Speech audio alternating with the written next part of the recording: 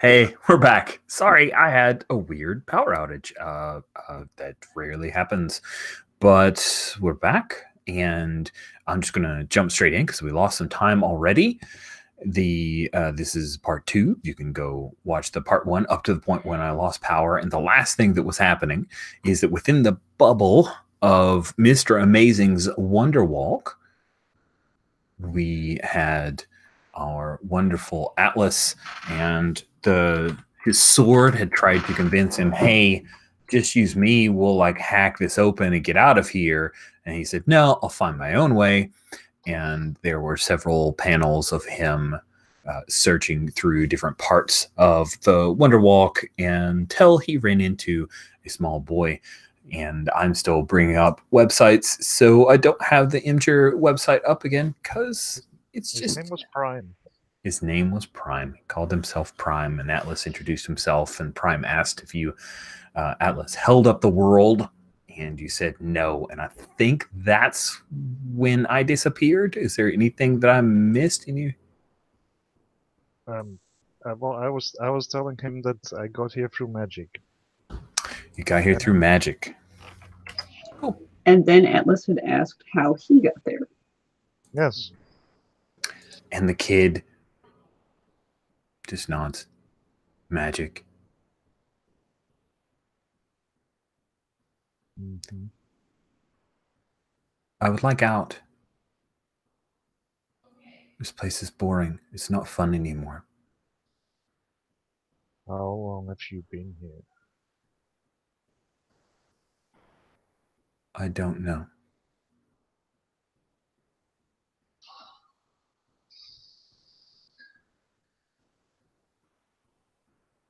Who are your parents? He reaches into his pocket and he pulls out, what's your favorite candy bar, Marcus, from like before you became Atlas and maybe like work out all the time now? A Mars bar. Nice. He pulls out a Mars bar.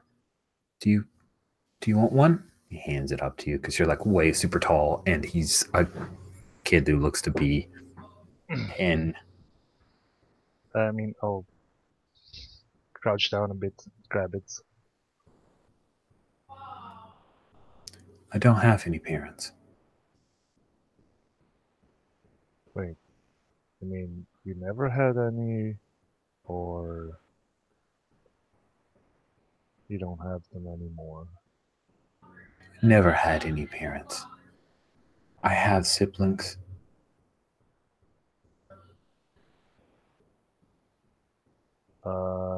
Wait, let me guess. 4 of them.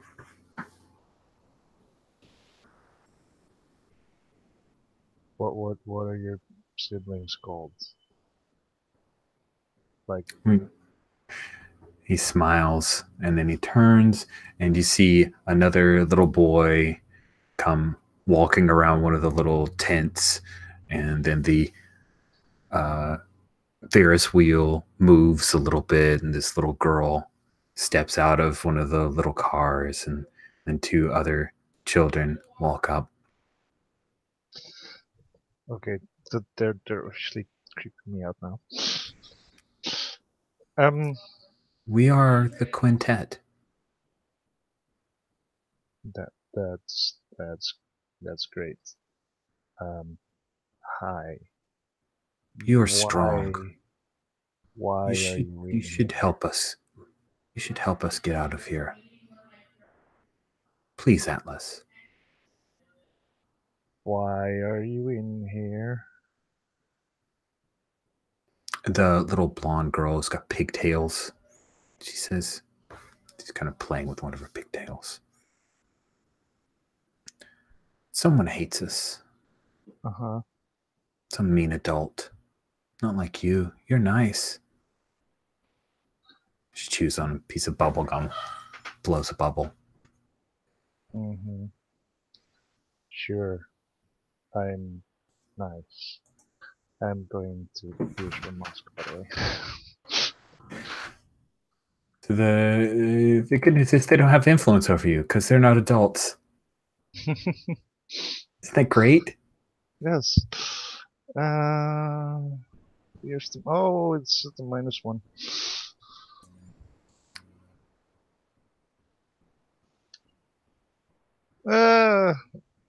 That's annoying because the dice actually show a 9, but it turned up as a... Wait, -3? Oh, crap. I still have all those Yes, I was like, wait a second. I think conditions. so the good news is Yay. that with your 6, you get an XP, which in this game is called potential. And the blonde girl looks over at Prime and she says, he's not going to help us. He thinks we're bad. And Prime says, well, he's not wrong. And then we cut away to the cafeteria. Where we have like several, like there's one kid that's flying with their tray over to get a really choice seat that has out to the windows. It kind of looks out to the outside. Remember, it's fall, so lots of leaves and all the trees have changed colors, and it's quite pretty outside. And we see Ruby is like hustling up to you, Viridian, but there's like a throng of kids who want to hang out with you now. Like all the popular kids think you are the bee's knees. Yeah, where were they yesterday? Not thinking you were the bee's knees at all. Yes. I'll wave at Ruby and try to, nudge my way out with my tray. I decided to eat school lunch today because it was tacos. So it must be Tuesday. Yes. All right. We now know what day of the week it is. That sounds great. Ruby has her, like, she has a couple of tacos. She has a fish taco and then like a chicken taco. And she sits down and she has the little squirt packet of sour cream. And she very daintily is like squirting the sour cream. And she says, so how does it feel to be the magus of Halcyon City? I'm still processing, honestly. This was kind of a surprise. But I know that I have the training and I have the experience to assume this role. And besides, there's not anything really happening right now, he said, ill-advisedly. As the magister of the city, are you now in charge of the somewhat dormant group of the arcanists, or do you merely hold the mantle of keeping the forces of extra-dimensional magic at bay? I am not in charge of the arcanists. They are each unique individuals that come together when needed. And certainly if I need them, they will come, but I will defer to experience. Speaking of experience, have you spoken with Sister Occultus since the announcement? What does she think? I have not spoken to her, no. But I would assume that, as she is at least semi-retired, that she probably thinks it's either a funny joke or a bad idea.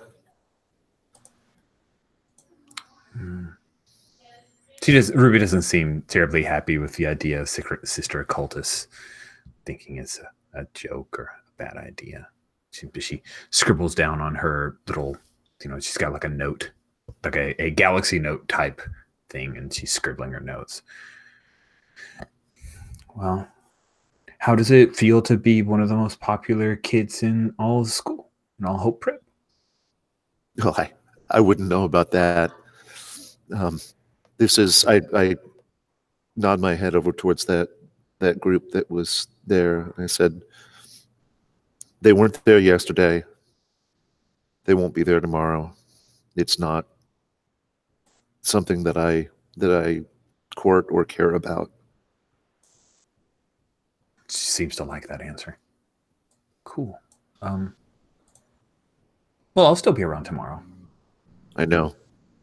And I smile. Nice. We'll cut away from there to Ashley. Yeah, you saw all of that excitement around Viridian, your bandmate. None of it seems to be spilling over to you, Ashley. I mean, that's so to be expected. People don't tend to think of Viridian as a member of my band. Yeah, like it's weird, right? Yeah. Convenient, but you know. And so you end up sitting by the trash cans and like the table that no one wants. Who else is at the suck table? Oh, I'm by myself. By yourself at first, but you see Selena Slimeball come over and she oozes into a seat near you. Yeah. I'm like, hey Selena, what's up? You just look lonely. Oh, thanks. I am lonely. Would you like a piece of chickpea roll? And I like chopstick over an offer of this like cute wrap with like clear, like if you illustrate it, there's clear color layers, like there's some carrot inside of the chickpea slaw, and it's like a green wrap with some red cabbage. We see one of her little slimy appendages, which she can make, any number of them. It comes forward, but then it hesitates, and she says, "Are you sure it's okay to touch your chopsticks? Some people get scared." I mean, do you have the flu or anything? There's like this burbling laughter in her slime green font. No one can get. It's okay. Then I think we're cool. And then, okay, some people get grossed out when I eat, she says as she reaches out, and you see it just kind of enter the appendage and start traveling along the slimy area. You see this like shadowy of no colors, just the greenish look, and it kind of moves up towards the inside and starts dispersing out. What do you do? Like, what's Ashley's reaction to the way that Selena eats? Like, she watches a little bit and she's like, well, you don't have to count shoes or anything, so. And she like plucks something out of her lunch kit, and that's probably cool. You're really nice, Ashley. I'm sorry you don't have powers, because I would super love to have you on our team. How's that working out, by the way? Pretty good. Cool. There's, some discussion around who should be the leader and how Espada will never let Battlecry be the leader, and Battlecry insists on being the leader. So there's a lot of discussion around that particularly. Yeah, that's going to be tough for your first few weeks. Takes another bite of something. Does Teenage Gerbil Uprising have any shows coming up? And Ashley like kind of cocks her eyes up and thinks about it. And I think we do have another one in like a few days a week. Yeah, sounds good. Sounds good. And then almost as if summoned, you get a text from your band leader and cohort whose name I've just spaced on, so I will look it up because I am smart enough to know I can't remember all names at all times. Dimitri Adrianos. It's a text from Dimitri. It's a group text, so it's to you, it's to Eunyoung Kim, and it's also to Anil.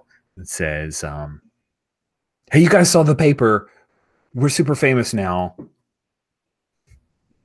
By extension. And yeah, Ashley like excuses herself for a moment to look at her text because she's that person who actually remembers to say, hold on a second, sorry. Paper. Cool. Onion Kim posts back at like it's Viridian. Oh. And Ashley just sort of puts her phone down, like face down. And she's like, we have a band leader, but he's an idiot. But it's kind of okay. She kind of burbling laughs again and says, well, I guess leaders sometimes have to be idiots. Yeah. Everyone rallies around behind the dumb leader. Isn't that how it works? Not always, but sometimes you just need to have something figured out, even if it doesn't matter that much, to move forward. I mean, Dimitri's our band leader, but we all do important things that move the band forward. So,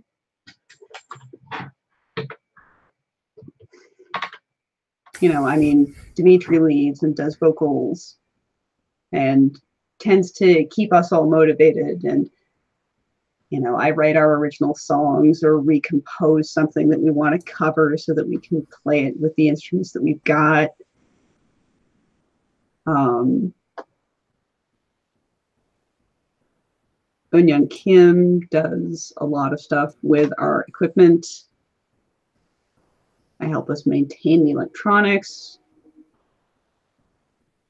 Anil actually does a lot of help with, like, what's something that Anil does outside of just playing the drums, Paul? I think he, trying to tie it in. I mean, since he's not incognito, I think he's probably pretty good at getting the truck loaded, the van loaded. And it's his van. Yeah. Right. So right. We even had that scene, so I think that ties in really well. That's pretty cool. Yeah. So Ash explains that to Selena. That's cool. Your roadie is like the magister of the city now, the most powerful. Like he's like the sorcerer supreme, basically. Although that always makes me think of a sandwich. What kind of sandwich would that be, though?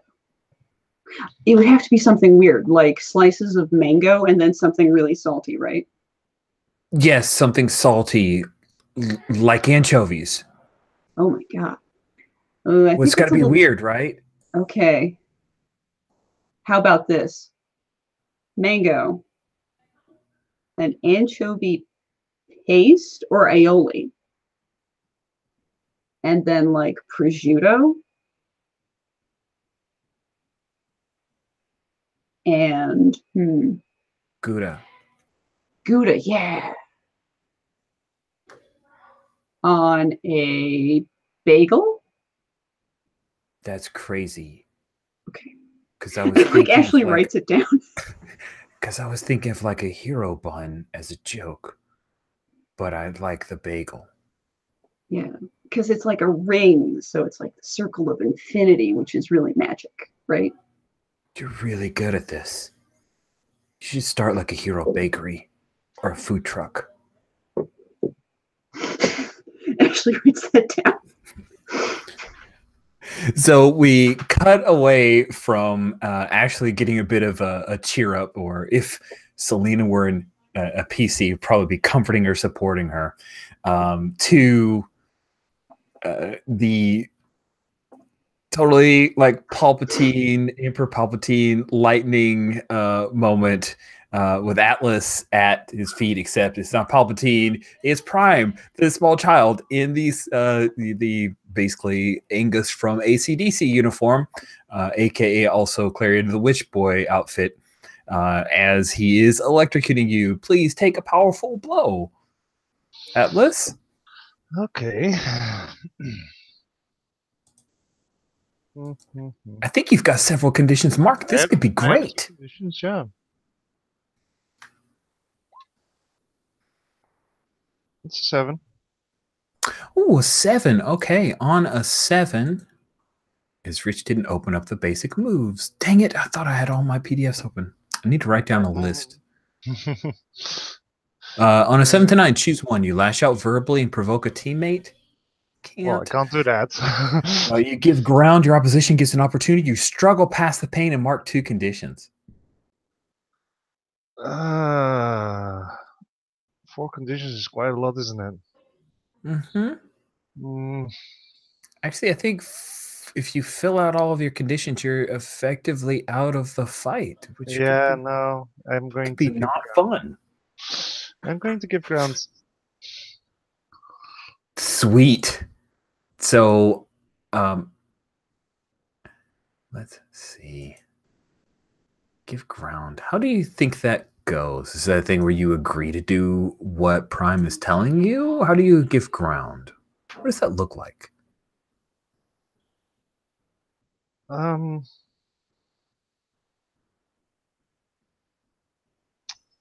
mean, I'm probably just going like, stop, and what is it you want? I thought we were clear. We want out, and you're strong enough to open a hole. Do it. It's magic. I don't use your sword. And then you're like on your hands and knees, and there's Fragark on the ground.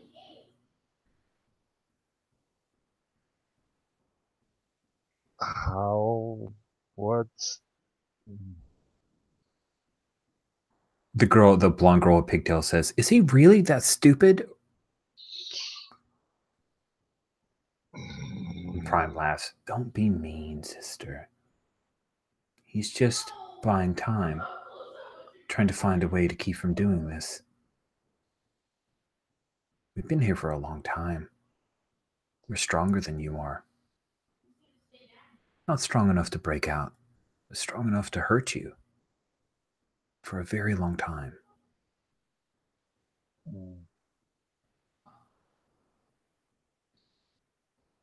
You might be strong with your magic tricks.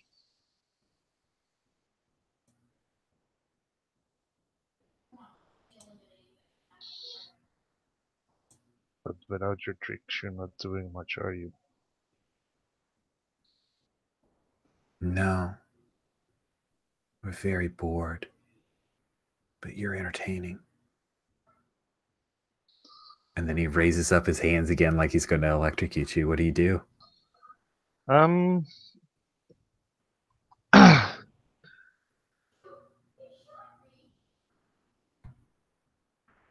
just thinking of provoking them. Cool. I'm trying to think of how to. I mean, I'm trying to like. I'm basically probably just going like. You caught me off guard the first time. I think you find that it won't be so easy the second time. And I'm just going to see how well I can bunk your heads together.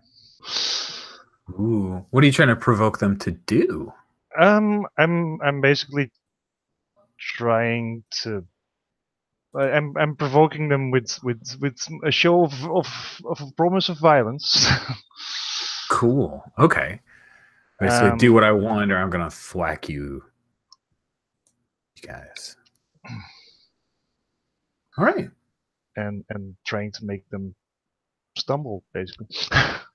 Let's see how it goes. Roll mm. plus superior. No, roll plus danger. Oh, that's right. Because I've got a head I don't need.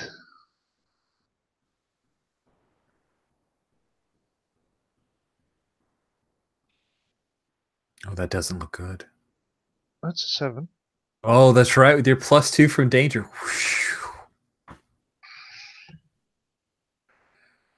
Um, All right. On a 7 to 9, they can rise to the bait and do what you want, or they can stumble. You take +1 forward against them. They err, you gain a critical opportunity, or they overreact, and you gain influence over them.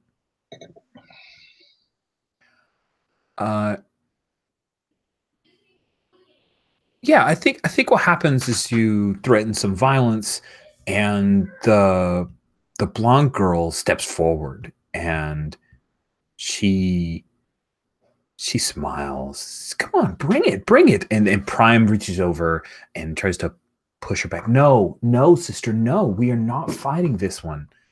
If he uses the sword, just shut up. He wouldn't use the sword against us. We're kids. She laughs. It's a bluff. there's, of course, a short panel of a very small smile on Atlas's face. Though he's probably still going to get hurt, but Prime is able to push his sister back, and then he turns to you and he says, "You're not going to hurt us." She's right. Do what we say, or I'll hurt you some more.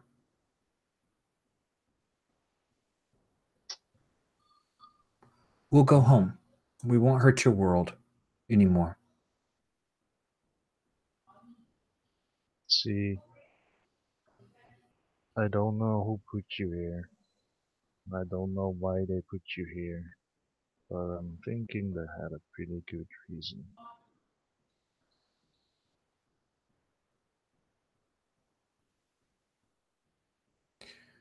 You want to try to hurt me? I'll try to hurt you. And you... Isn't that right, Fragarak? Oh, nice. Nice. You're calling upon the sword. The sword pops to your hand, and you hear its low voice. Yes. Yes. Please wield me, Atlas.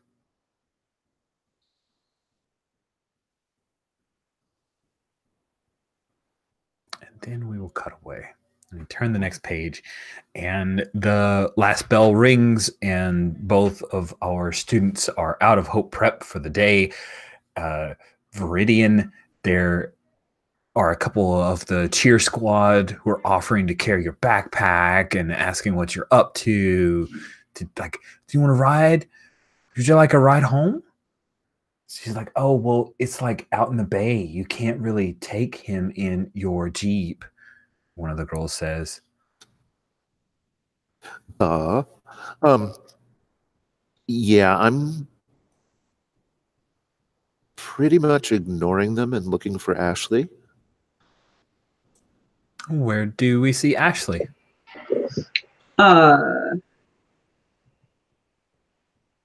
Ashley's probably heading out the front with everybody else, pouring through the doors,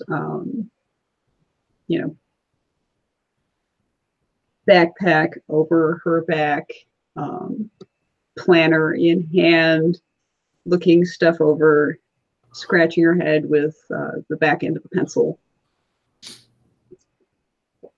taking the stairs without looking and doing fine.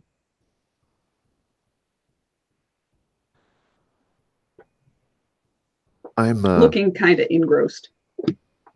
Engrossed. So I'll find you. I'm a little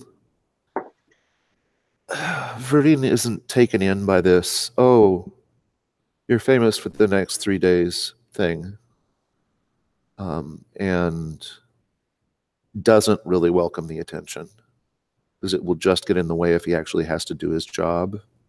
Or his father's job, as it were. Ashley isn't like trying to ignore Viridian as like getting back at him or anything.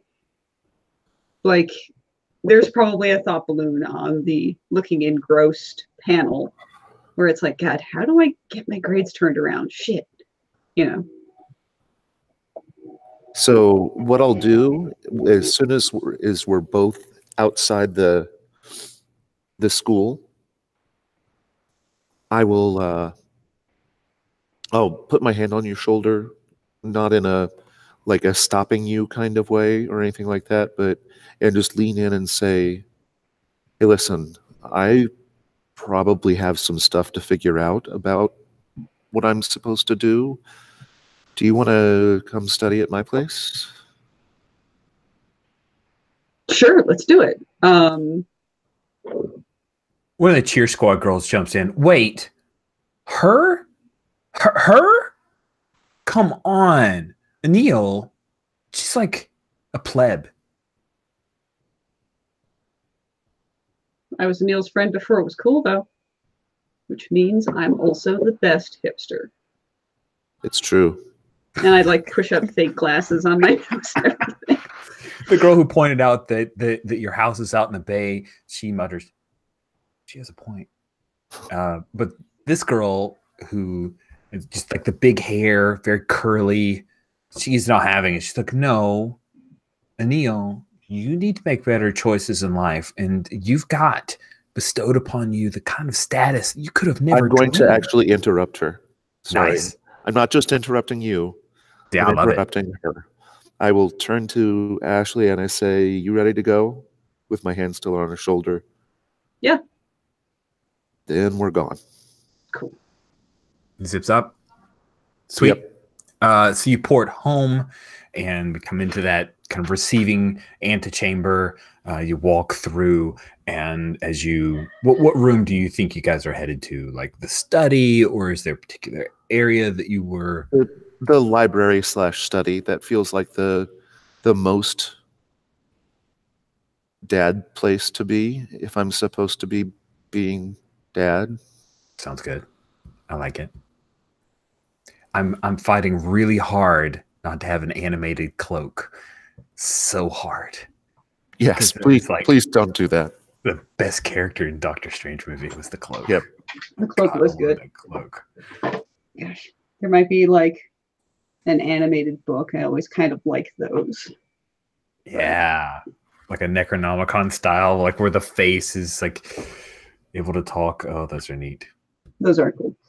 But yeah, I don't really break stride because this has happened before. It's cool. It's Neil. It's my buddy.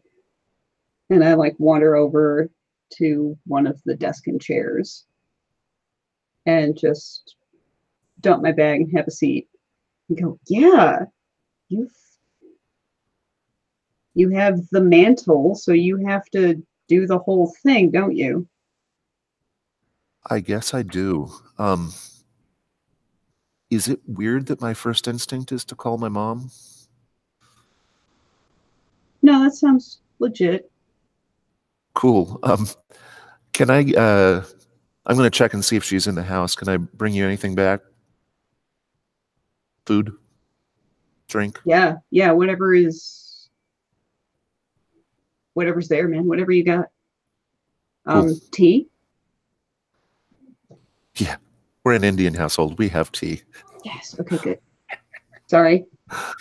Cut to tea cabinet. Yep. Yes. So I'm going to I'll wander in search of mom. Okay. I imagine there's some way that I could do that mystically, but also want to kind of clear my head. So I do it physically. I like it. What is one room that you pass by that shows that this manor is magical and has doorways to things unknown and unexplained. In the first panel, before they do a sort of close up, it looks like a room where there's just it's a table with one of those with an orrery, the model of the solar system that all rotates. But then the second panel closes in on it, and you realize that A, it's not our solar system, and B, those might actually be planets. Nice. Nice. And then one more panel. This one will be for Atlas to describe of some fantastical. Either the door itself looks weird or different, or the doorway is open. We see something beyond that is mystical and unexplainable, or perhaps an Easter egg for some other fandom. I mean, I'm mystical and unexplainable.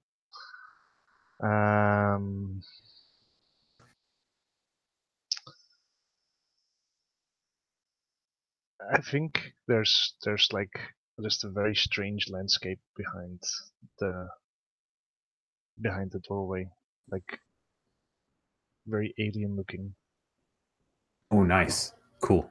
Like some odd landscape when Brian opens the door, maybe calls up mom. And we see this, like everything seems somewhat upside down or topsy-turvy. Like that. Maybe there's even like an MC Escher set of steps that go in the wrong compass direction. Cool. And then last but not least, what is it that was the last place where we find Mooncaller, Viridian's mother? And I will throw this to Seraph. So what is the place where Mooncaller is found in the house? I mean, probably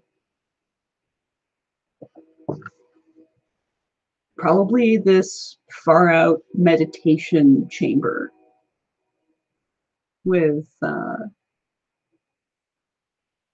probably an interior stream and waterworks. Maybe on the far wall from the door, there's actually like a wall fountain, and all of the water flows in the shape of this intricate mystical glyph or mandala. That's wicked. I love it. And your mother is seated in the lotus position, even though that's not really Hindi mystical. It's kind of a cool look. And even though she doesn't like turn around when you enter, you think she's aware of your presence. You see that there is an outline of a girl kind of lying in space, and you recognize, because you know her, it is Unisha. It's like the spiritual representation of Unisha, but there are no appendages, none of the mechanicals. That's not part of her spirit. So you see Unisha as she is represented to your mother, and it appears that your mother takes out her hand, and she's gently moving her hand over several inches away, not touching the spirit. But congratulations, my son. Thank you, Mother, but why not you? I will not be the next Magister. I have my own path. You will be. This was an excellent opportunity. I know so much about magic from Father and from you, but I don't know what I'm to do. when there's not a crisis? What does the job entail? Your father has set forth many cantrips throughout the city to alert him of particular trouble. I am here, and Sister Occultus is here. We will help you to keep an eye on the unknowable. There is a place where your father can observe the city. Would you like to see it?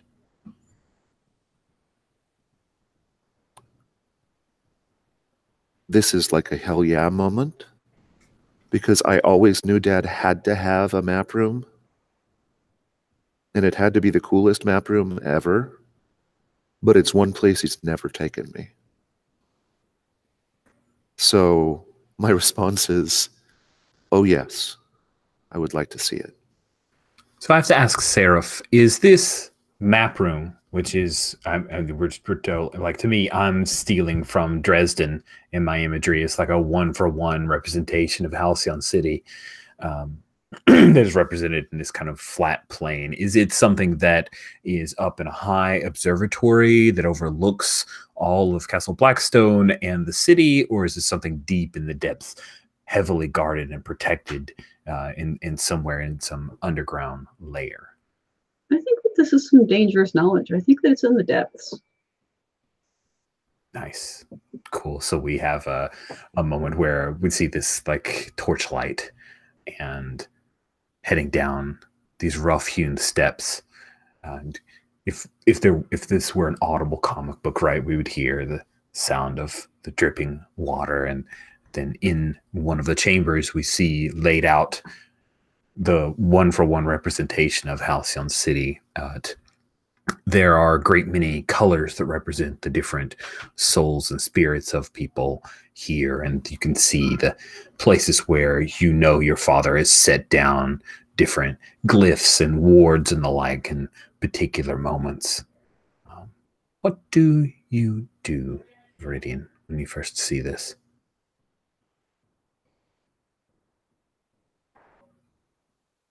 It takes me like a second or 5 to get over the fact that I'm seeing it. And the scale of it is, the scale and detail is incredible. It's not a working of really great power, but it's a working of exceptional and intricate detail. And I know that I could get lost in studying it for that purpose. And so I snap myself out of it, and I try to take in the big picture, see if there's anything that looks like a hot spot or a problem, or any dead zones, whatever. I think you are assessing a situation. I think I am. That's superior, right? It is indeed. Yes. Okay, I'm rolling flat. I have funky labels at the moment. That is a miss. Oh, how interesting. Huh. A miss. Cool. So, I think I'm looking through my GM moves here.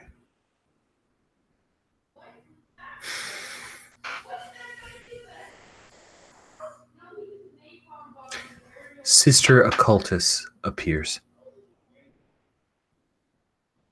Now, if I remember, she would be played by Dame Judi Dench and is drawn as such. She glances over the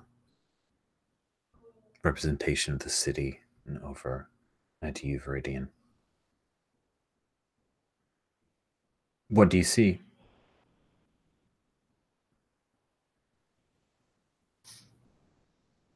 Yeah. tapestry of souls and forces. So nothing. You see nothing of import. She arches a brow to Mooncaller. He has only first seen this now, Sister Occultist says. Then he is blind, and your father has chosen poorly. She points, and you see this bubble appear that was translucent before, and is over the Wonderwalk. The quintets stir. You're too blind, too poorly trained to see this. Sister Cultist, when you insult me in that fashion, you insult my father. And you insult the title that I currently hold, even if only temporarily. So I would thank you to keep your tongue civil. There's a moment where your mother just, she seems really surprised and yet impressed. And Sister Occultist narrows her eyes. I think that you were rejecting her influence here. Oh, I think I was. What do I do to reject influence? When you reject someone's influence, roll. It's just a 2d6. On a hit, you successfully hold to yourself and tune them out. Oh, I missed. I missed hard. Miss. Their words hit you hard. Mark a condition, and the GM will adjust your labels. Okay, So you adjust my labels. I'll Hang on adjust 1 second. I'll tell you what. I'm not going to actually adjust. You'll do the Yep. adjusting. I will tell you. Oh man, I'm still angry. Yeah. That's why you sucked at piercing the mask, right? Or you would suck at that. That's right. You didn't roll that. You were rolling assessing. Well, so what would she have been trying to do? She was looking to lower your superior, which is already terrible. Okay, then I'm going to take my. I'm going to take.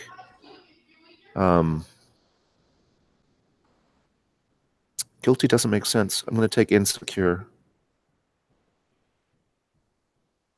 So while your mother seems impressed, Sister Occultist is not. I see. What should I do with my labels? I'm sorry. Oh, I'm sorry. I was. Well, so please move your superior down by 1 and up your mundane by 1. I see.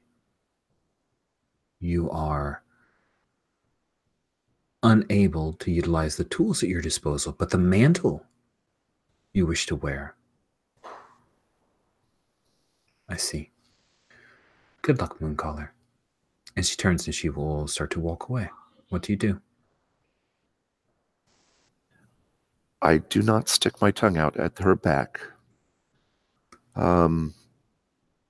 I turn back and I look at the bubble over the Wonder Walk. And I have no reason to believe that Sister Occultist would lie. So I focus in on that and try to learn what I can. Very well. We will cut away to you because I'm really curious what Seraph, aka Ashley, has been doing in the library. So when we cut back to Ashley, what are you doing in the library right now? T hasn't come. They've been gone for a while. Yeah, I mean, at first I'm like, okay, cool. Gonna work on my schedule and try to schedule in a little more homework time and reading and so on. But, you know, after a few minutes of diddling around on that and getting the next couple of weeks lined up, I start to get a little antsy. So yeah, I get up and I just wander around the library and see what's here to be seen. Nice. So as you're wandering around the library, you find that there is a small section on angels. many of them written in Latin, but some appear to have been translated. What do you do? I can't help myself. I pluck a couple off of the shelf and I take a gander. Nice. So you start looking through the pages, and as you turn one page, you find a picture, hand drawn, an artist's rendering of your own father. It is obvious that this is something that was drawn in the Middle Ages, but you know your father. And he is brandishing a flaming sword. And Damn, Dad. the villagers seem awestruck and afraid. And you notice movement. Notice movement. There's someone entering the library. What do you do?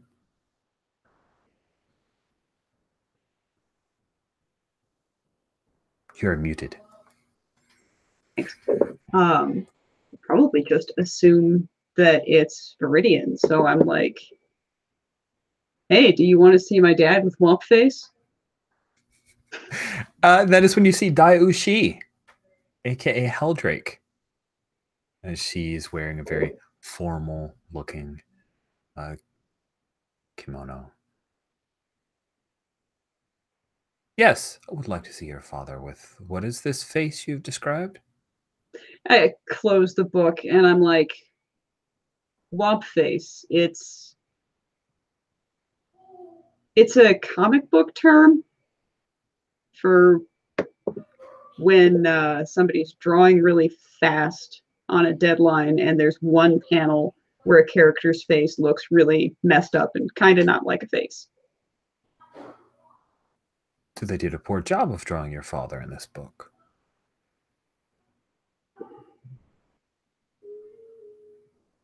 Well,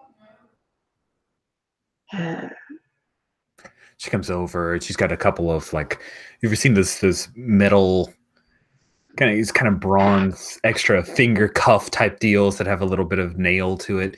And she runs her finger along the angel book that you had closed.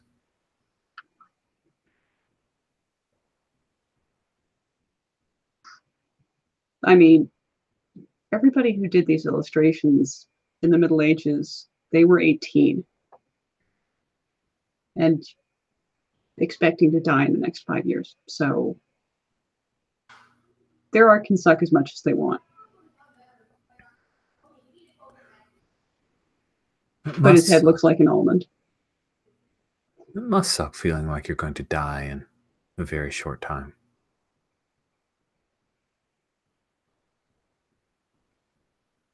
Yeah.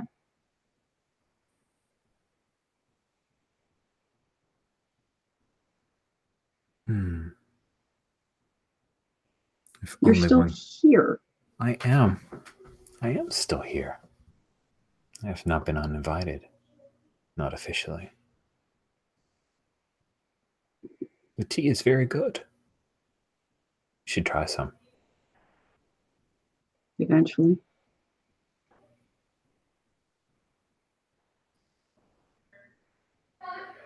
I've had dreams of you, young girl. You're important.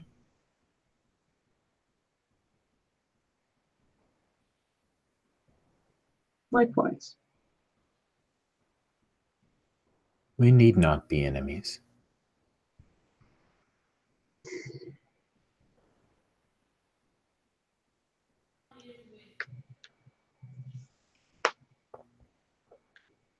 Is that what your dreams told you? They did.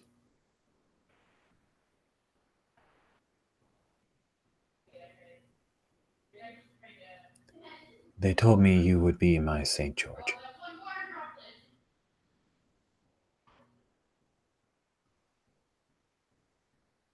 I always thought the St. George story was a little bullshit because he kind of holds everybody hostage.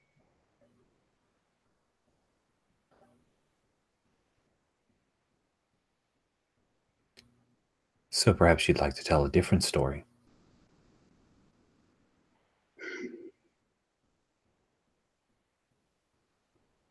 I would actually. I'd like there to be a news story where people get to make their own choices. Good. I find the idea of threatening your love boring. Good. Because if you hurt her, I will definitely kill you. I understand. And if I hurt her, I only guarantee that action and take away from you something I will never savor. What good is that?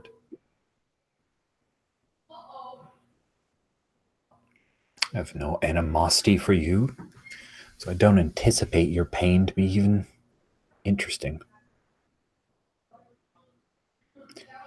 But Nemo is gone. Coral is gone. A great deal of power that I have invested my time and effort into is gone.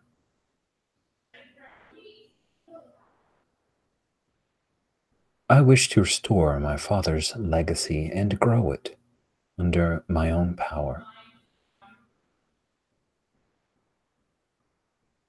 I will only be hurting other members of the criminal underworld in this pursuit. And when I am successful, I will bring a level of control to that underworld.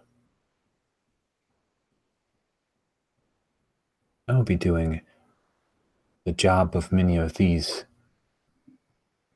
super teams for them.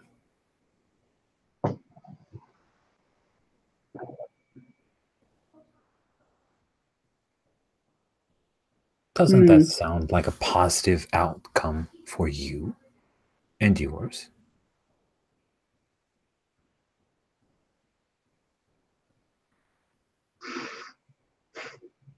Not really, actually. I don't have that kind of an outlook on crime or criminals or organized crime.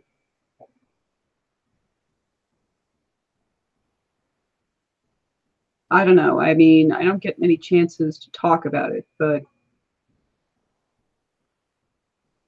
a lot of crime is particularly not harmless, but it's really pointless to throw superheroes or guns at it.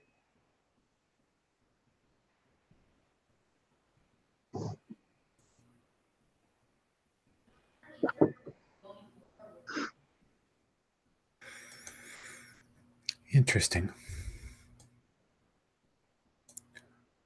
I don't think that some kind of underground bureaucracy is going to make crime better, make scum great again. It's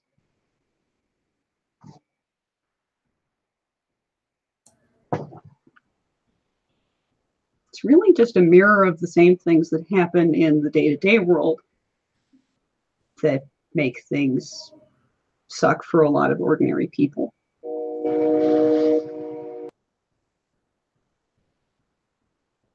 Well,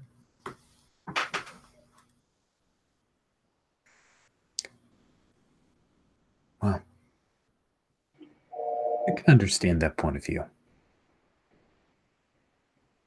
Nevertheless, I will be...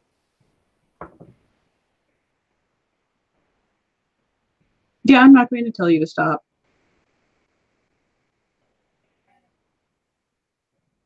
She runs her fingers along the book, along the spine, and says,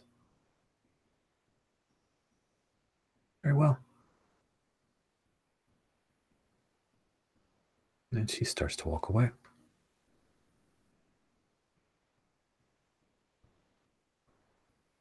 So we cut back to the sword-wielding Atlas who is now facing down the quintet, it seems, or perhaps not.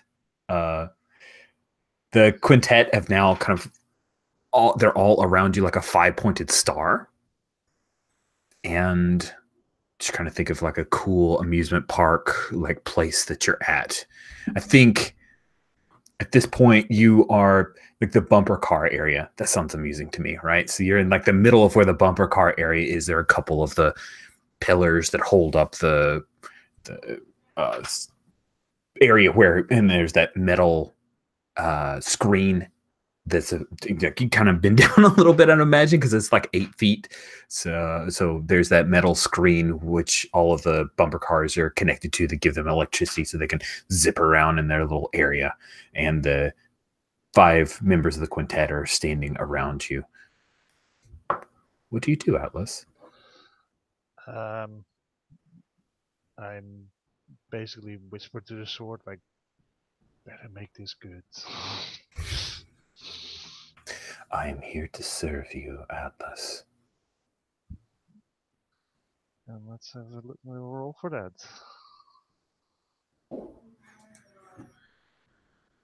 Oh, there. Boom. A12. Wow! Holy cats, that is amazing! So let's real quickly remind ourselves of the Claymore item move. When you tap into Eldritch powers, whether through an artifact, powers or spell, a ritual, roll plus freak on a hit, you can craft the Eldritch energy into the effect you sought. That is definitely a hit. The effect that I was seeking was basically I'm sort of waiting for them to zap me again, but I'm sort of going to block that with the sword and then direct it back at them. Oh, that sounds awesome. So who is it that gets hit by the reflected bolt? Is it the kid with the bowl cut, the blonde with the pigtails, Prime? The one There you go. There you go. Go for the chatty one. Sweet. So when we have the lightning bounce right back and it hits him, and it spreads throughout all 5 of them. And you have actually delivered a blow to them. And they... So I quickly look through my write-up for the quintest for a moment. And all 5 of them disappear. They fade into the shadows.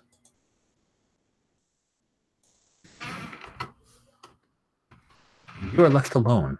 Look around and go like, giving up so soon? You defeated them.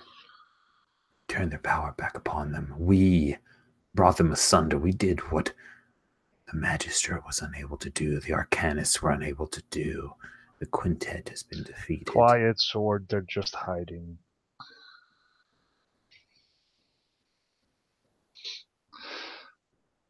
You did good.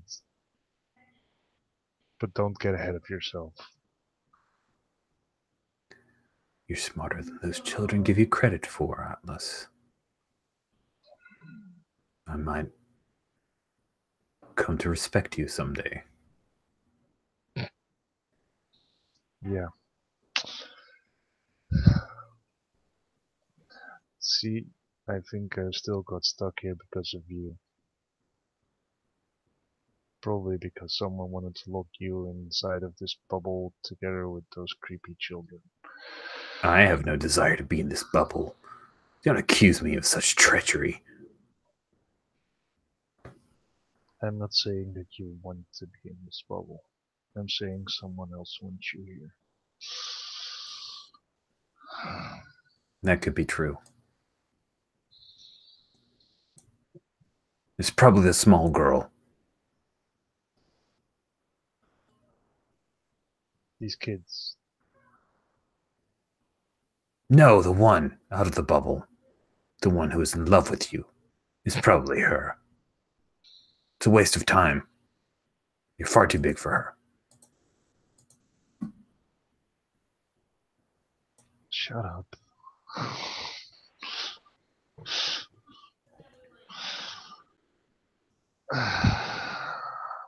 Hmm.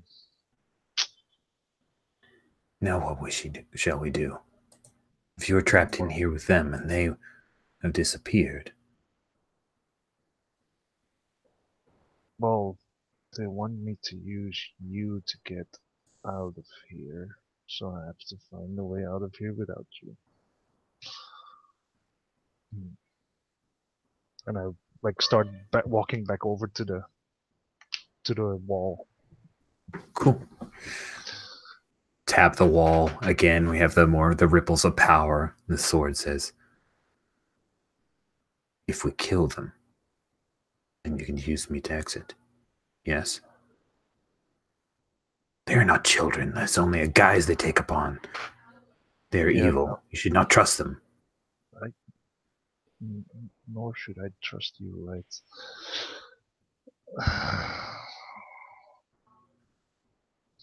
And start putting my hands against the barrier and start pushing a bit and like trying to gauge it a bit. Nice. And as soon as you start pushing on the barrier, we flip back to Viridian, who's looking intently at the barrier, and you see these two like little red dots in that translucent bubble, like handprints, kind of appear out of nowhere.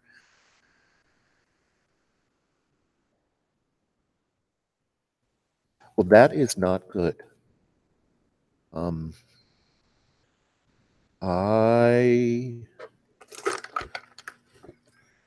I believe, and not just because it's narratively convenient, that I should investigate.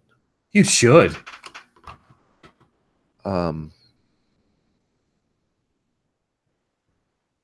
going to bow to my mother, just a head bow, respectfully, and then go see if Ashley wants to take a little trip, or if she's awesome. So you walk into the library without any tea, and you find Ashley.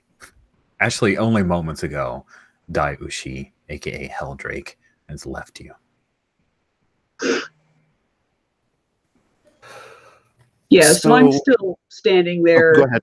over the stack of books, kind of fuming and shaking my head.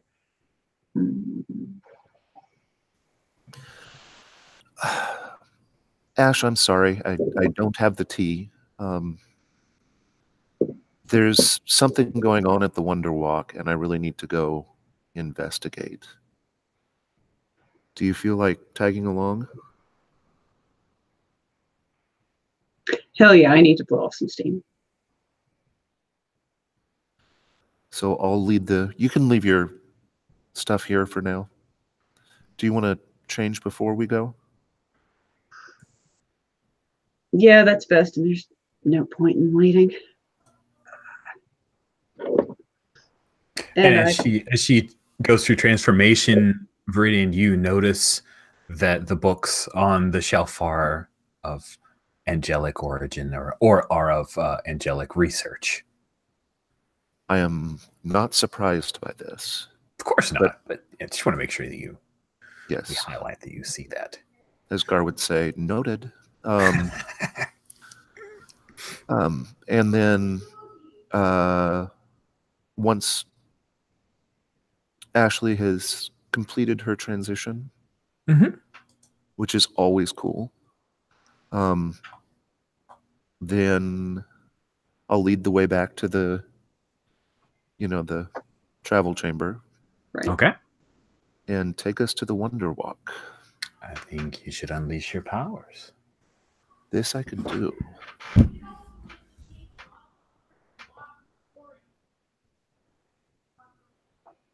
Nine, unless Ashley wants to help.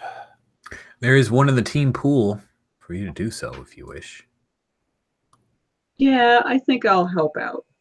Probably a good idea. I mean, we've seen enough to the point where we may have to start paying Orange Julius instead of the other way around. So, right. What does it look like, you helping out?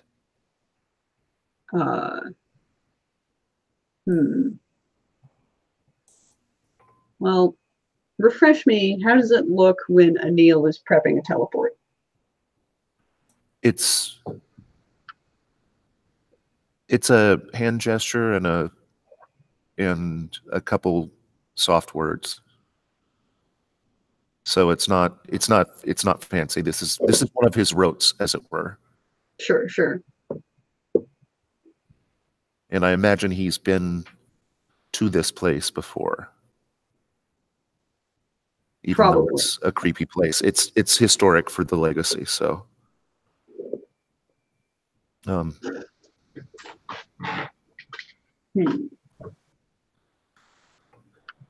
mean, you're kind of intrinsically juju.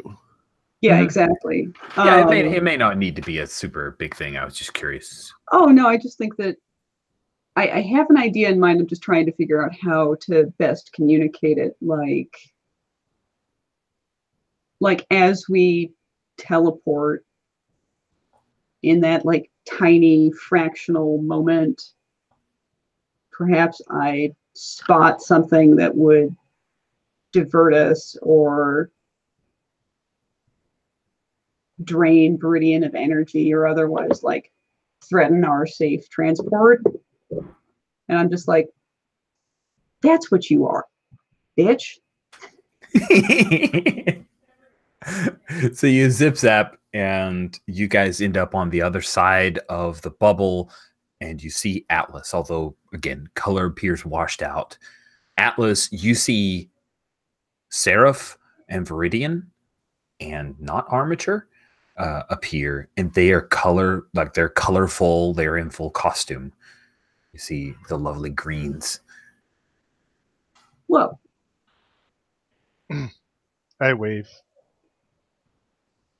I like wave and I shout a little too loud. Hey Atlas, can you hear us? And you see the mouth moving, but there's no sound bubble that comes through.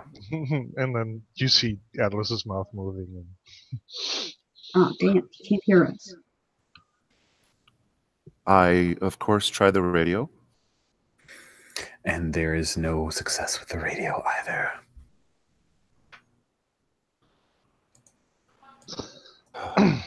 So close, Atlas. Use me to pierce the bubble. We will be free of this. Viridian can close it again. Against his father's powers. Shut up. Shut up. And you see Atlas taking a step back and like getting ready to bash on the wall hard.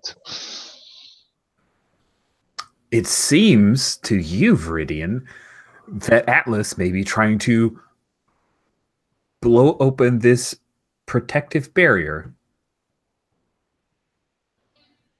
I don't immediately see a way to stop him from doing so other than shaking my head and going, That's true. Why don't you directly engage a threat, Atlas? I was thinking of unleashing my powers to battle through an insurmountable barrier. That sounds amazing. Even better. Why don't you do that instead? Physics? What physics? Nice. This is going to be great. I'm really excited about this. Let's see. Bloop. Submit. This is literally what this move was made for. Yes, exactly. It's a 9. It's a 9. And so you guys, I think that you have entered battle against a foe. So while you are technically at a team pool of 0, let's go through our questions real quickly. In case someone wanted to use team pool. I'm not telling you to, but I want to give you that opportunity so you don't feel cheated. So who's the leader? Viridian. Yeah. Right? I think so. I just want to make sure everybody agrees. Does the leader have influence over both teammates? let me check. Yes. Does everyone have the same purpose in the fight? I think you were saying Probably no, maybe not. No, I'm trying to get out there, trying to keep What? Totally having that moment from the movie Clue. Let us out! Let us out! Let us in! Let us in! Okay. Sorry, had to say it out loud to purge it from my brain. If any member mistrusts the leader or the team, remove a team. Anybody mistrust the team? I think we're okay on that one. Just want to make sure. Atlas, do you mistrust Viridian? No, I've gotten convinced that the sword is somehow to blame for the teleportation mishap. Despite Froggerrock's best efforts. Yeah. And is your team ill-prepared or off balance? I don't think so, unless someone feels that maybe you are. No. All right, so you started with 2, and then you got 1 from the leader having influence over your teammate, so you have 3 team in the pool. I'll take it. There's a 9 on the table. Are we letting it ride? Which means that the effect will either be unstable or temporary, or there will be a condition that Atlas gets to choose. Man, Atlas needs some help because I don't want him to get knocked out quite so soon. I'm definitely down to help. Unless somebody's like, no, don't help him. No, please do. Okay, cool. Sweet. Cool. So yeah. For a second, it looks like I'm going to start trying to like dig with my hands at the place where the barrier touches the ground, because maybe. But then it looks like Atlas is going to punch it, and I'm like, oh, yeah, okay. And so we're both punching it at the same time from either direction. Oh, that's so cool. I totally love it, especially like the size difference, right? We have Seraph, like normal human size, but super strong. And then we have Atlas, who's 7.5 feet tall. And the two of you, like the fist touch, but it's more like, fist and fist. And then there's this hole that tears into it. It's like, it's almost like a balloon in a way. And the pieces of it tear back and flit, and everything starts to flicker for a moment, and the barrier has been taken down. Atlas, you can step into the color floods in. We see color starting to flood inside the bubble itself. It's the browns and the beiges and taupes and a little bit of the muddy water from the little river there, because this was a river walk, all starts to come back again. The first words out of Atlas's mouth are like, shit, I was hoping that would not break the entire thing. The first words out of Viridian's mouth are, I think the classic would be, "What have you done?" Exclamation point, exclamation point, exclamation point. And then we see a real tiny Froggerrock text bubble, speech bubble of, "I told you."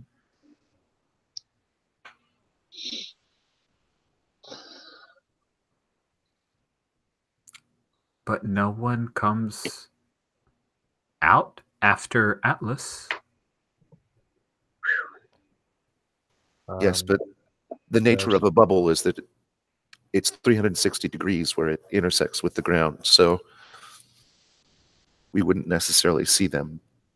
And just so you and I are clear, Viridian, you are well aware of the quintet of your father and the Arcanists defeating them, and your father has told you of the bubble of force that was placed around Mr. Amazing's Wonder Walk to keep them at bay from coming. That they were not in this dimension, but that there was an anchorhead here within the Wonder Walk that he created this bubble to keep from being opened. Correct. Okay. Well, what I did, Mr. Smarty Pants, was try to get out. Also, there's 5 creepy kids in here. Yes. We want to go find them. You should have paid attention in your history classes. And then I take off running into the center of the Wonder Walk. Cool. You step inside and are running past Seraph, Atlas. Atlas, you just like stepped out, right? You just got out. Yeah, Atlas is still standing there, and he's probably saying like My history class did not include weird, freaky kids. I was in a regular school. You didn't grow up in Halcyon City? He grew up in Halcyon City, but as a muggle. Yeah.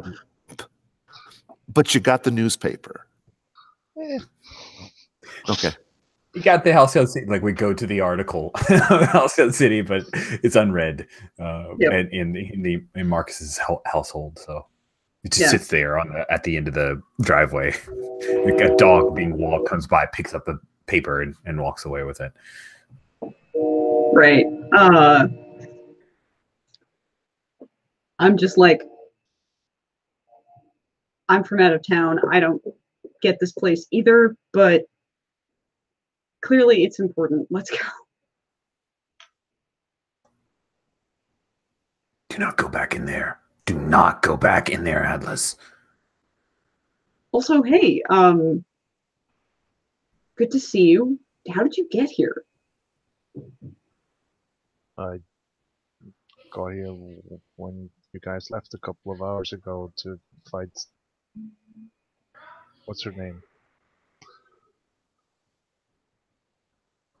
Editor's note: Coral Corruption. Yes. In episode 5 of Doom and Halcyon City miniseries. Oh. Oh, shit. That means that when you transported, you got time whammied.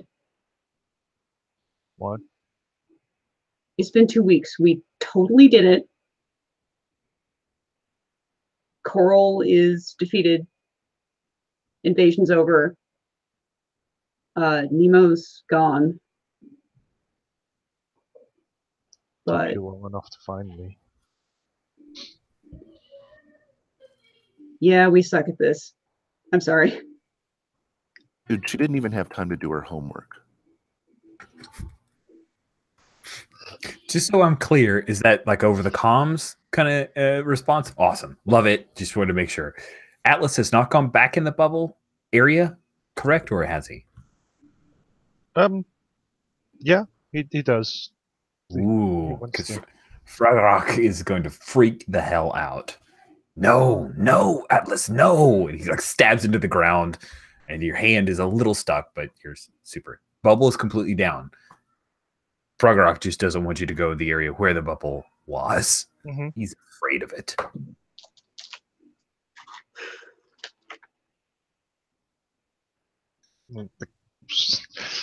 Try to.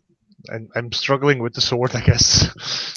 Cool. He is trying to use his influence over Yes, he is. to make you stay and be safe and be able to fight crime and be a hero and have your tiny girlfriend. I tried to not listen to him because I want to fight whatever is stuck in this bubble. All right. When you reject someone's influence, roll. On a hit, you successfully hold to yourself and tune them out. Just a flat roll. It is. It's just a roll. Only the delinquent has a benefit to this roll.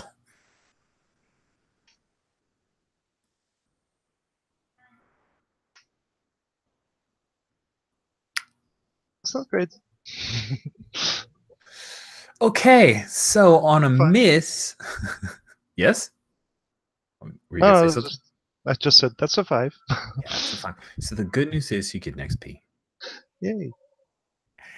Which in this game is called a potential. On a miss, their words hit you hard. Mark a condition. Let's see. I see at least one that like super applies right now. I mean, I'm feeling insecure. Yep, I think that works. Afraid also could be a thing since your Guilty magic sword. Too, I know. Sword. Yeah. All right, so I'm going to increase your mundane, or the sword chooses to increase your mundane and reduce your danger by 1. Done. Nice. So we swing back to Viridian. the Magister of Halcyon City as you enter the area where the quintet have been kept for many years. And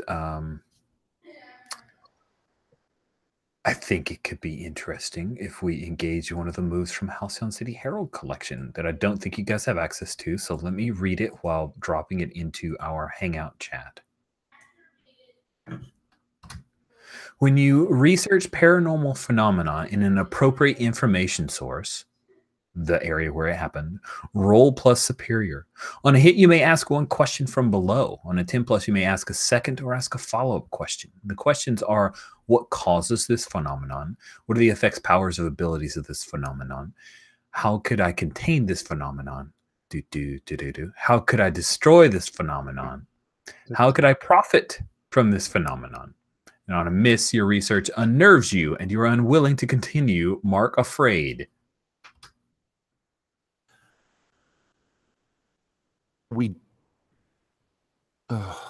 That's a move I offer to you. You don't. I'm not telling you have to engage it.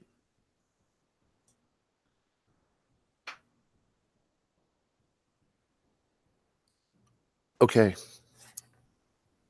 Unwilling to continue basically means, oh, you're done.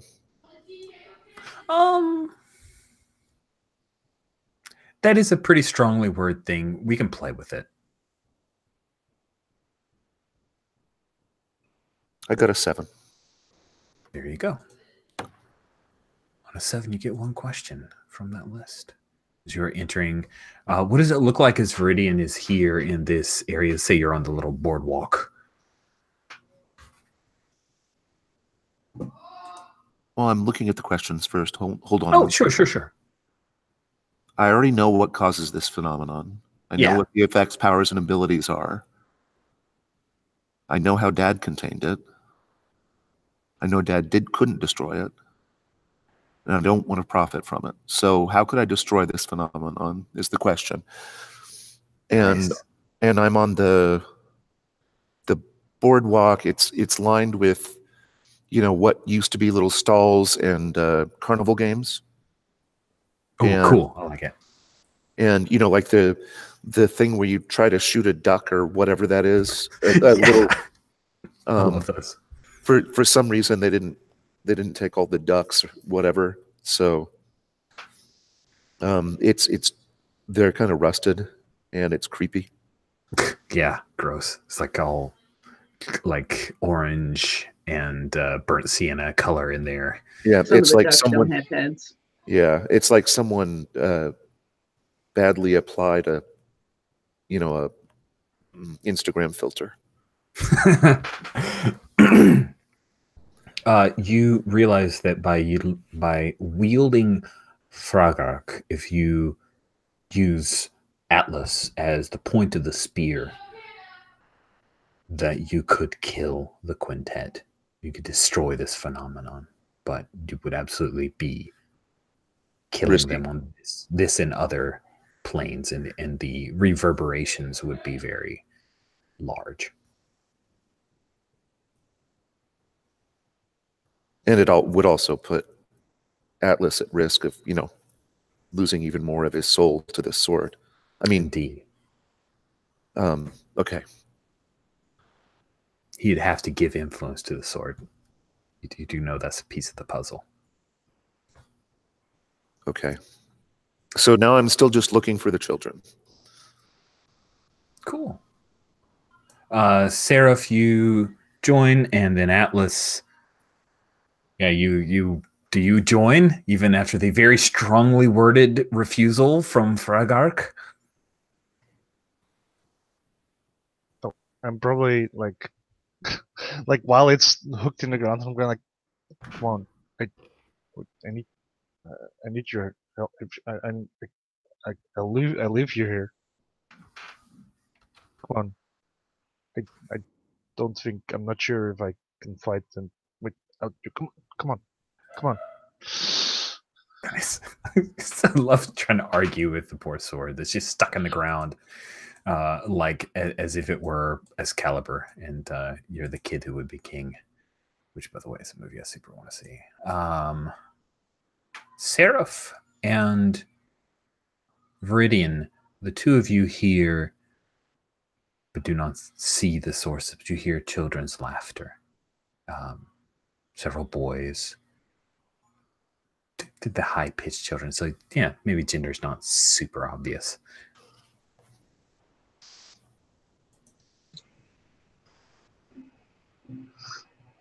Okay, so normally I like kids, but I'm going to just say this, and you're going to have to not laugh. My feathers are ruffled. Sorry. I currently don't have any sense of humor, so mine too. Are you up in the air, Seraph, or are you on the ground with me? I'm on the ground with you still. Could you get eyes from above? And while she takes off up, I'd like to extend my senses and try to figure out whether they're physically here and where. Assess the situation. Hang on 1 second.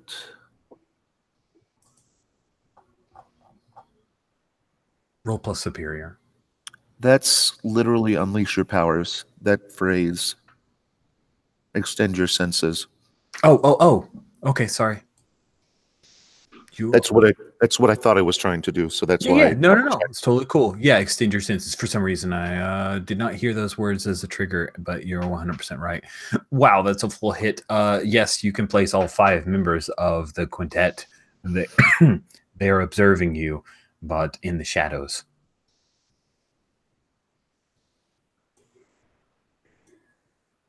I call out in a loud voice, I know where you are. I will not let you leave.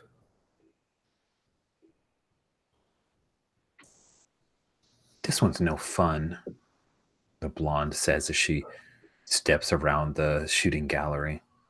She grabs her little pigtail. And the kid with the bowl cut steps out of a shadow. You're seeing this as well, Atlas and Seraph. And then Prime steps up. Your father has kept us here for a very long time.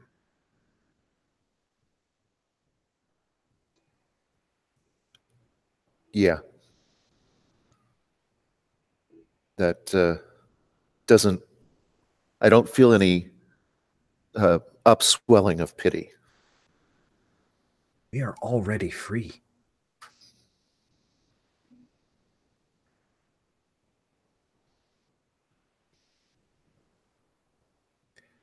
If you let us go, I will tell you how this has come to pass. You know I'm not letting you go. You cannot defeat us. We can.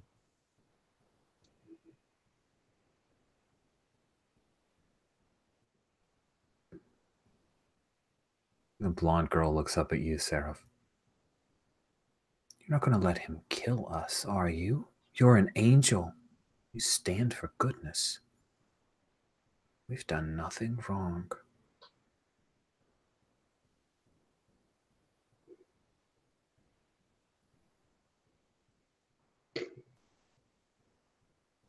It's really all in interpretation. If Magister Justinian bound you here, he had a reason.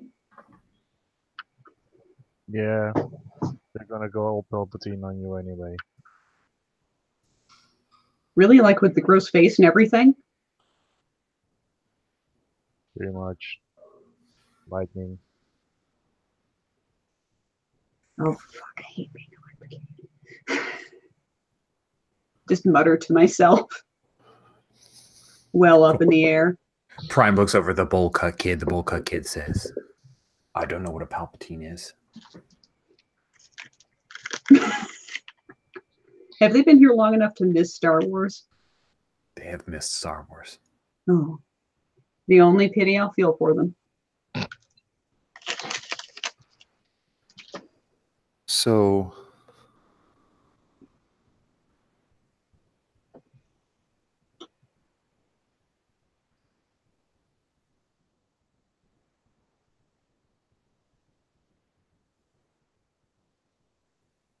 leaving them free, I just want to be clear, leaving them free is a capital B, capital T bad thing. Your father certainly thought so. And the news reports from Halcyon City Herald also stated that their powers included things such as so just a second,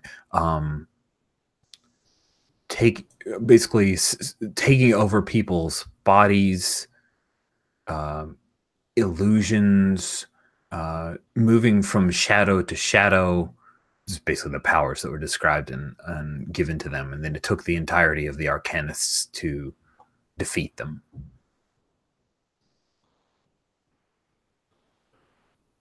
Okay, so what I would like to do... Go ahead. Viridian, Yes. they're scared of the sword. I know, though, that was part B. Sorry. Clarifying for Rich, your answer off that research question basically means that there would be heavy repercussions for killing them. So also probably a capital B, capital T thing. Bad thing. There would be a backlash of power. They are extremely powerful entities, and so destroying them, nature abhors a vacuum. There would be a bit of a backlash.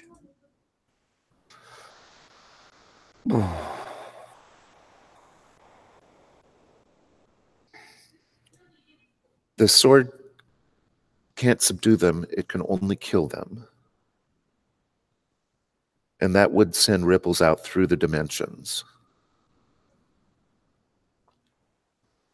Dad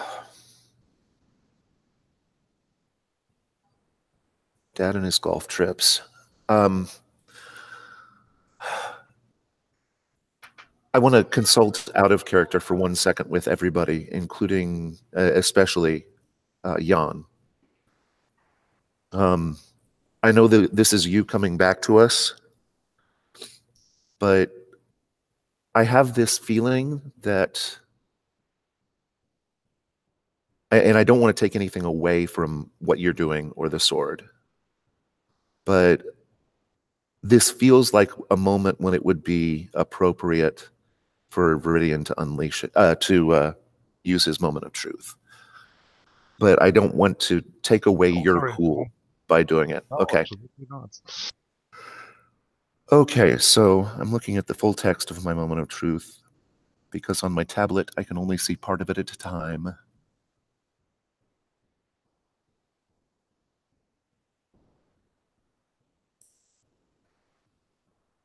I will read it out loud. I'm not muted. This is the moment when you prove how much the mantle belongs to you. You seize control of all of your powers, and you defeat even impossible odds to prove you are worthy of the name you carry. You accomplish feats even your predecessors couldn't do. Of course, after you prove something like that, you can expect still more responsibilities to be placed on your shoulders. This seems like the perfect moment for that. So, the problem is that the reason for the bubble in my head is that the rift could never be completely closed after the children had been forced through. Rich? Yes. So what I would like to do is, for the moment, I'm just describing. Ha ha ha ha ha. I don't even have to roll shit for this, right? This your moment of truth is all you, buddy. I will help if you want me to help, but otherwise, you have the mic. Seraph and Atlas, you feel a physical pressure pushing you away from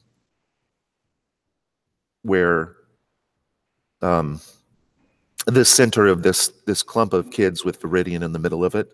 So up or out. Yep. And it's gentle, but you're feeling that pressure. And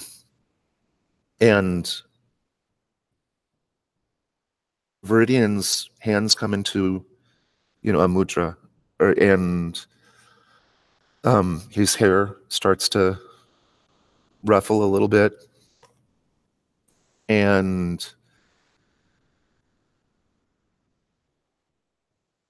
you hear him say in a sort of a double voice that you met my father, but you haven't yet dealt with me. And he rises up into the air.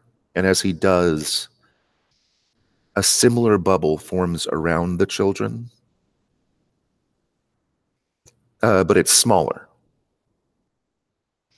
And it starts to grow the more he rises up in the air, until it encompasses all of the Wonder Walk again. But then he turns his hands downward and starts to, you see the bubble, from your perspective, you'll see the bubble shrinking and shrinking and shrinking, and it's going to a slightly different spot, which is where the theorized center of the rift was. And it shrinks until the children are pushed through into their dimension, and then the rift finally completely closes. And that looks sort of like the rift looked like a patch of pixelated air almost. And as the bubble sort of goes through it and taking the children with it, it stabilizes, and it's clear that it's gone. And then he falls to the ground exhausted. Yes, that is awesome. That is a damn good moment of truth. Good job, Paul. That is so cool. I'm curious, when he falls to the ground, Atlas and Seraph, what do you do? Well, it's time to land and help our teammate out. Yes. So we'll probably both get there to prop him up, and I know Seraph's going to ask, "Oh, what did you do?"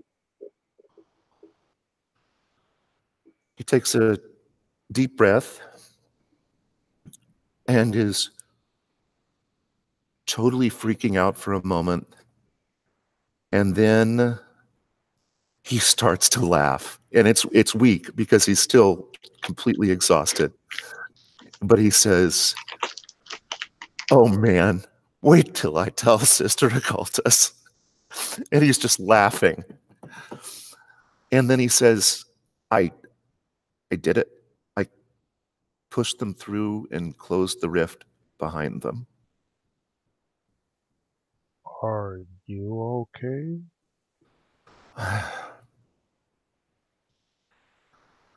Nothing 12 hours of sleep won't fix. Are you comforting and supporting, Seraph?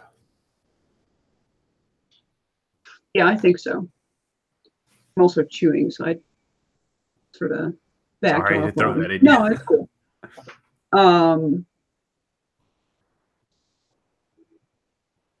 I'll be like, "Okay, cool. Well,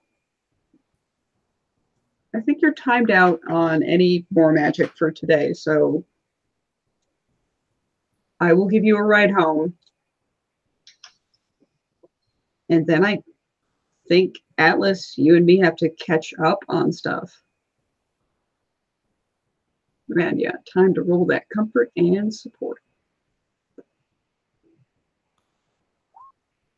Bam.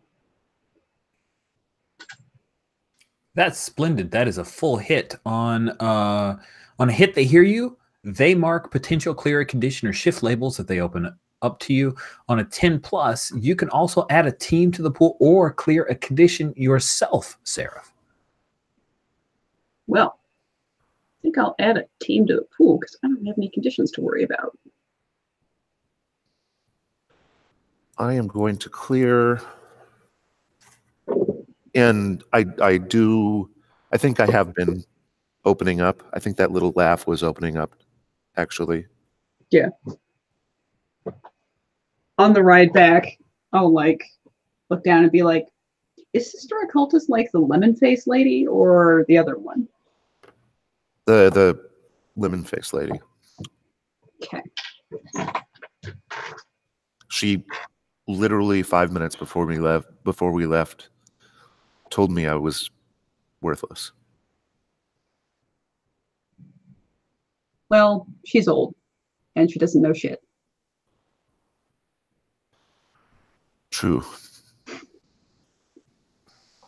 In our as we come to a close, I do think there's got to be some like celebration here. Maybe we pick up with triumphant celebrations in the next session. Does that sound good?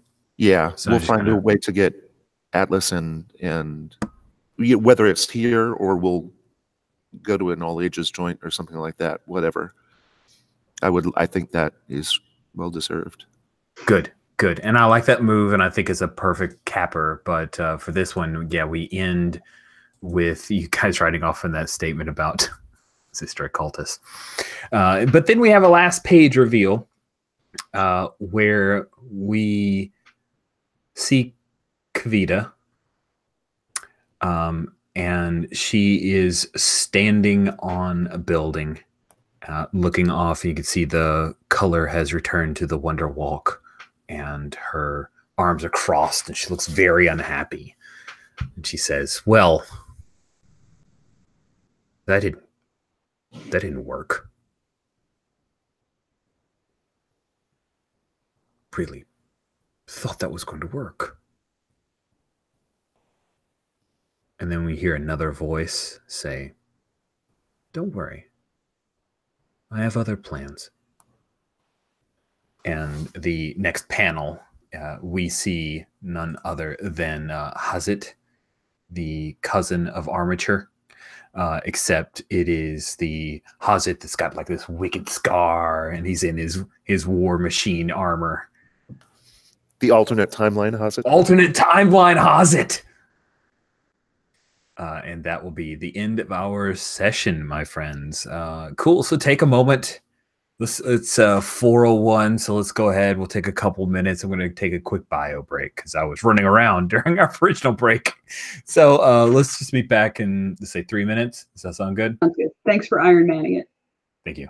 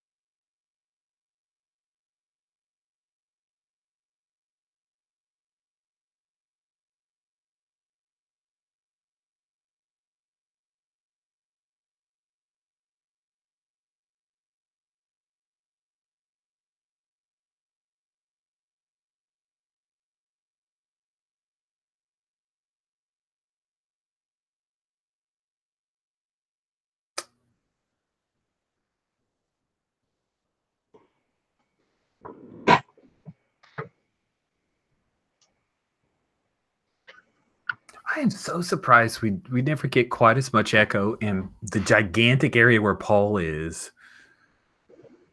It's like it seems like it would be so cavernous. Clearly, the walls are made of a softer material than we think, or something. Perhaps it might just be that he's got because his mic is like right down here. I don't know. It's really cool. Shit. Sweet. Also- So I'm also just like literally 2 feet from the wall, or 3 feet from the wall. So there's not much space for it to cross, and you don't get the echo back as much this way because Makes it's sense. gone far across the room. I haven't even noticed it that much. That was kind of my point. He's in such a large area. I would have imagined more echo, but the fact that he's right near a wall does help prevent it. Awesome. So at the end of every session, each of you get to choose one: grow closer to the team, grow into your own image of yourself, or grow away from the team. We will begin with Atlas.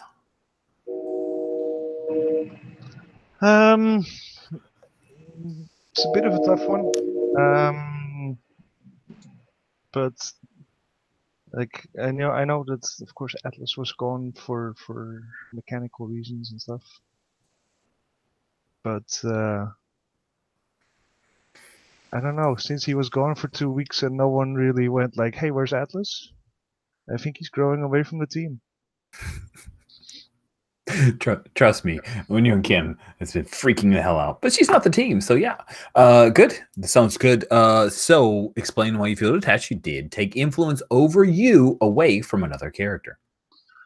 I'm going to take it away from Viridian because when Atlas finally broke out of the bubble, it was like, what did you do? I got myself free, you Mo. Sweet, thank you very much. Seraph. Do you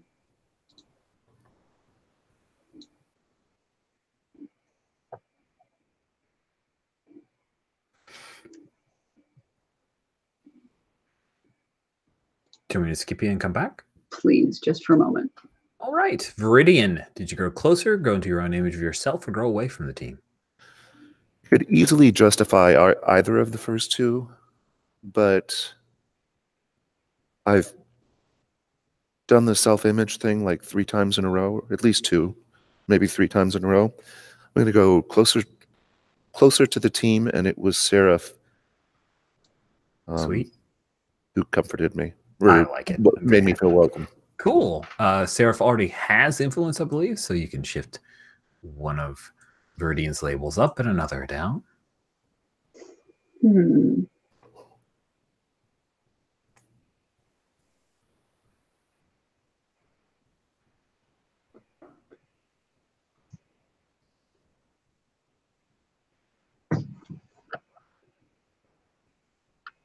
Goodness.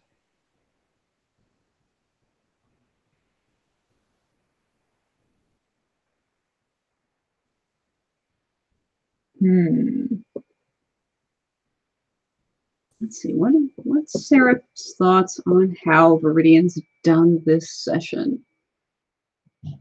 I mean, end capping it with that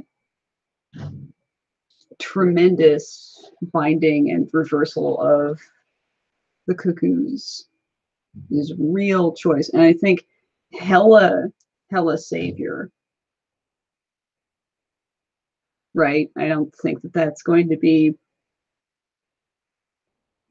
easy for her to proceed any other way. I think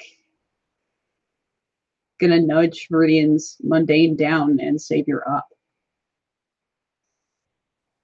Okay.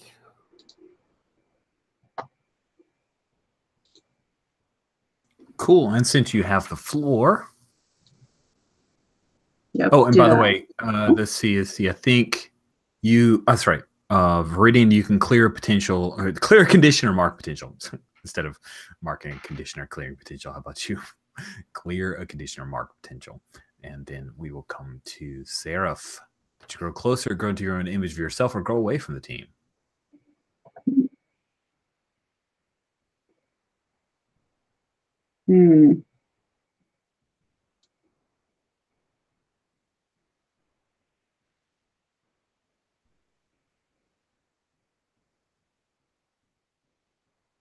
I think I grew into my own image of myself. Okay. Just confronting things with Daiushi. Although that was a pretty stilted conversation. I think Ashley got to point out that, like, sure, she cares about justice and helping people and stopping catastrophes, but crime's a social construct, and that's kind of how she sees it.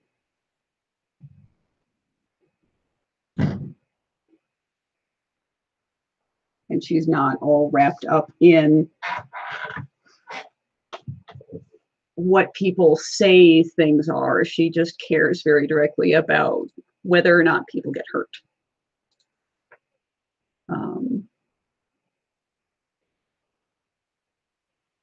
So I think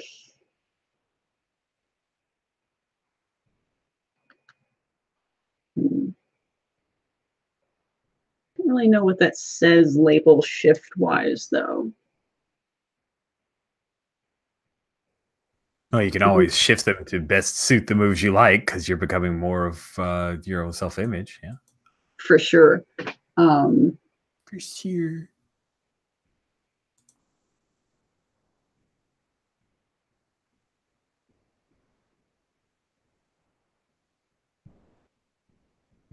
I guess ultimately I kind of like my labels where they are right now, but I think it says you can shift, so if you really like your labels where they are, I mean, we can leave it on the table there.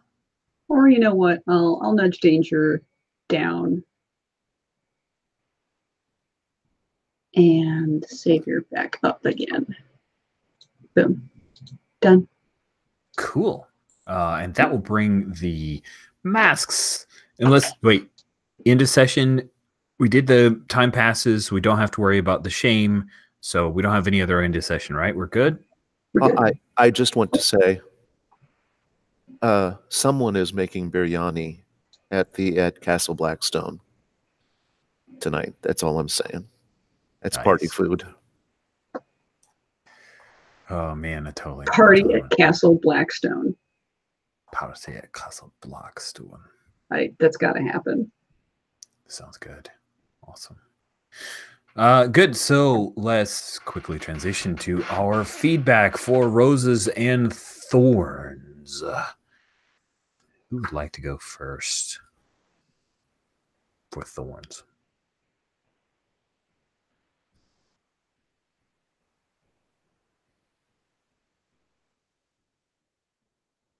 I'll take the easy Thorn then, since everyone's so slow.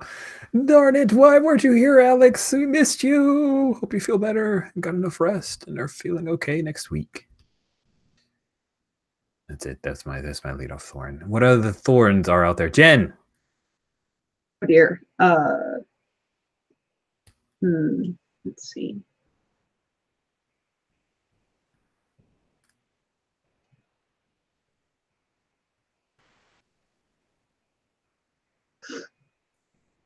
Goodness.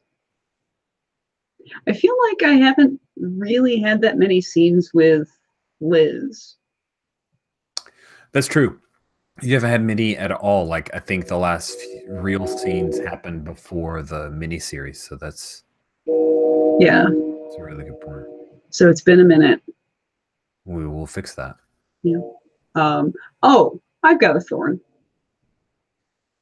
I don't like how the 2-week forward time skip makes us all look like assholes who don't care about Atlas.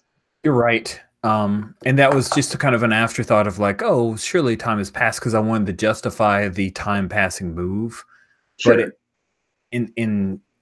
yeah, I'm not super happy with that either. I really wish I made a different choice.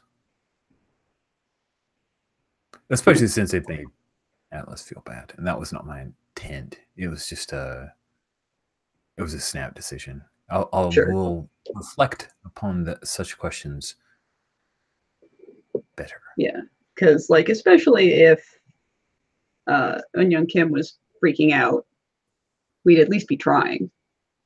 Yeah, and I Yeah. think we could have easily cared for that. And if I just said it's been a couple weeks, what have you guys been doing? We could have done a page of like a few panels of all of the exhaustive search that you've done, because we even- all know that happened if 2 weeks Yeah. did pass. Even Dimitri would try something, Even Dimitri try something. if only to get Eunyoung Kim to shush for like 10 minutes about Atlas being gone. And in all of those panels of the heavy searching would show Eunyoung Kim frantically working on her glow gauntlets. Mm-hmm. Nice. And when she wasn't working on her glow gauntlet, she'd be playing like the saddest Chopin ballades. Indeed. Cool. Jen, any other thorns?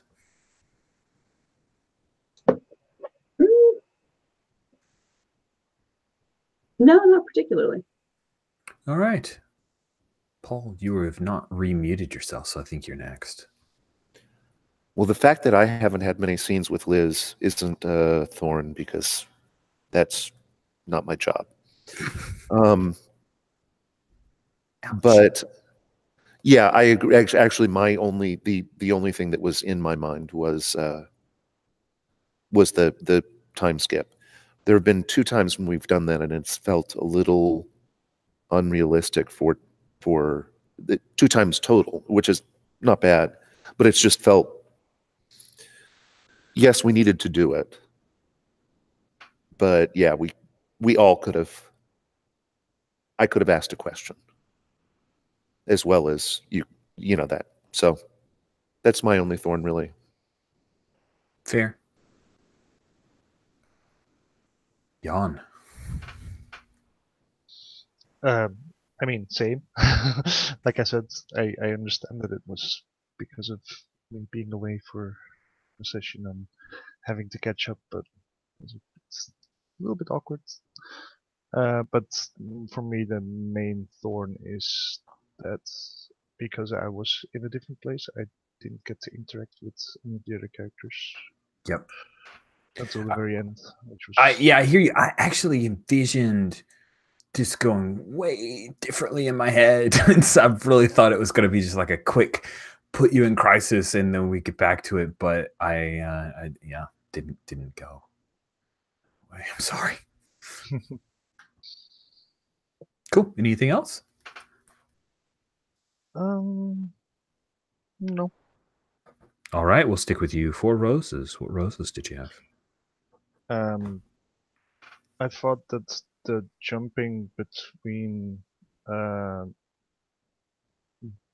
different scenes made for an interesting balance in somewhat action, somewhat character development. Like we got to see some character development from Seraph and Viridian. That was nice, and then mixed in with some fighty bits.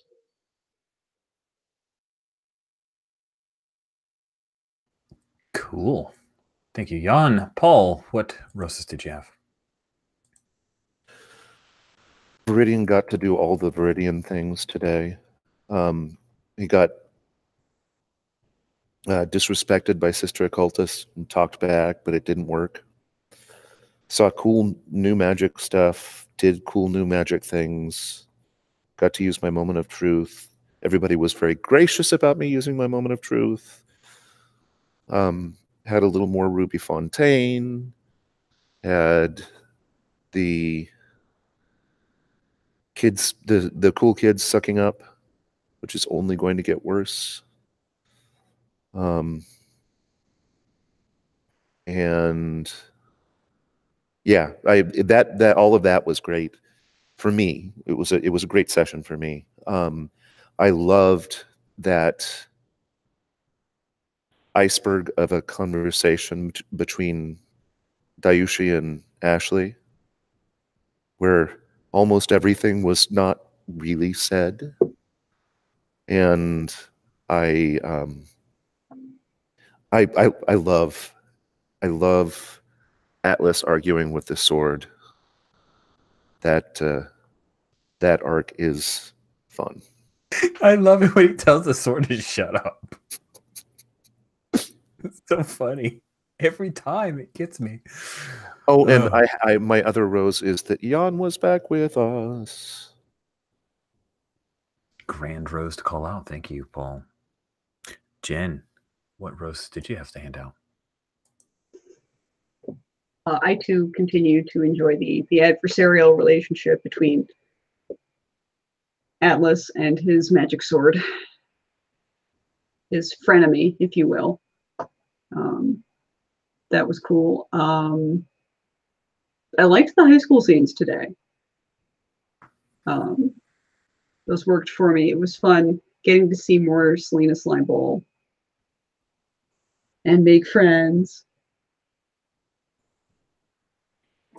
Because that's kind of what Ashley's all about, is, you know, just making friends with people, hanging out. And yeah, the Frosty Daiushi conversation was great. Getting to see more of Castle Blackstone was great. I enjoy every visit that we take there. And the cuckoos were suitably creepy. So that was cool. They were threatening.